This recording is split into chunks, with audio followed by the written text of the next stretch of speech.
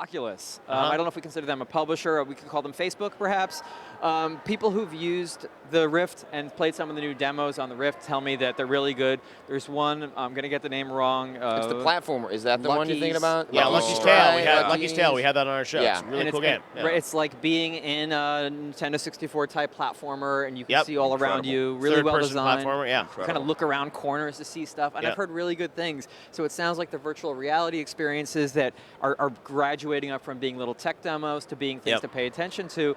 And I think Oculus announced, am I going to get this wrong, but they have a big guy in charge of their gaming Jason now, Rubin right? is head of Worldwide Studios. Like the fact that Oculus is saying they have a head of Worldwide Studios is really, we had Palmer Luckey on our show, and he's seems to be surrounding himself with like an incredible amount of talent. And John Carmack. Yeah, really Jason making Rubin. a go. Like if you're they're building a platform. They're not building an accessory. And I think Oculus started out as something that kind of felt like, oh, well, you plug it into a PC, you plug it into a PlayStation, and they really seem like they're going to make a go at it. And you don't hire Jason Rubin unless you're serious. Yeah, I think this whole show kind of represents a real, focus and a stripping down of excess. You know, when you look at the Activision booth, and it's kind of been this way for the last few years, 3 games, that's all they're showing. They're very, very strong games. Each one of them is going to make a lot of money, and they're all, they've got huge fan bases, and deservedly so. But 2K coming out with Evolve, I think, a strong backing. I mean, they're making all the Rockstar money. They've got a lot of money to spend, but they're spending it in the right way. The Civilization game looks awesome. I would have liked a little bit more from EA, but I really enjoyed their press conference.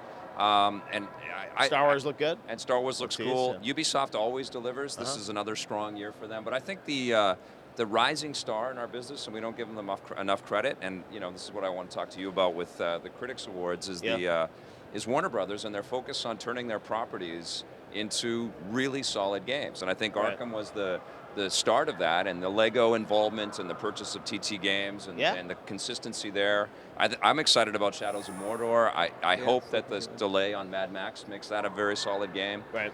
The WB booth is getting better and better and better every single year, No, I mean, across the board, there's a lot of good stuff. Was there anything at E3 that disappointed you guys, any games that weren't as good as you wanted them to be, or any publisher that didn't deliver? I don't know. I like everything, so it's hard. I mean, I would have liked to have seen more of a presence from some of the Japanese publishers. Right. Capcom didn't blow me away. I don't really know what they're doing. Capcom, they have that Deep Down game, which I don't know. That wasn't here. It wasn't here. All that's maybe TGS. So Konami has been fading away ever so slowly. If not for the Kojima work, we really wouldn't be talking about that much at all. So there is a diminishment there. Can we talk about Minecraft for a second? Because we've had a bunch of interesting observations that my team has spotted. That article, We went through, one of my reporters went through the Microsoft booth, and the one game nobody was playing, nobody was touching any of the kiosks, Minecraft. PlayStation booth, same thing. Nobody was touching Minecraft. But then there's a big mural outside where it's like a Washington crossing the Potomac painting. And the people they've hired to paint it are painting all these PlayStation thing. Yeah. It's all PlayStation-related characters. And a reporter, Nathan Grayson, was out there talking to a security guard. And the security guard, she turned to Nathan, and she said, I don't know who any of these people are, except that guy all the way in the back. And that guy in the back was the guy from Minecraft. She didn't recognize anybody. And I think that says a lot. The fact that at this show, nobody's stopping to play Minecraft. Why would you? Everybody's focused on the new thing.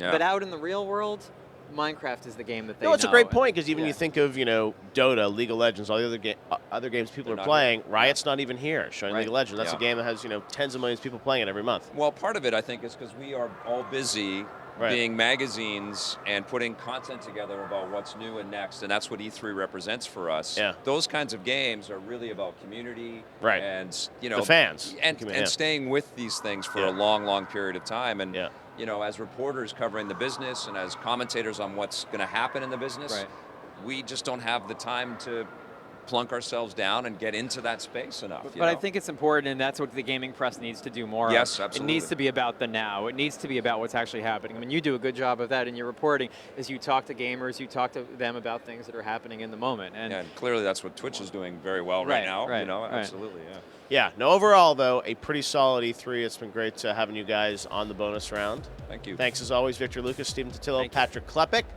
That's it for the bonus round here at E3 2014. See you next time.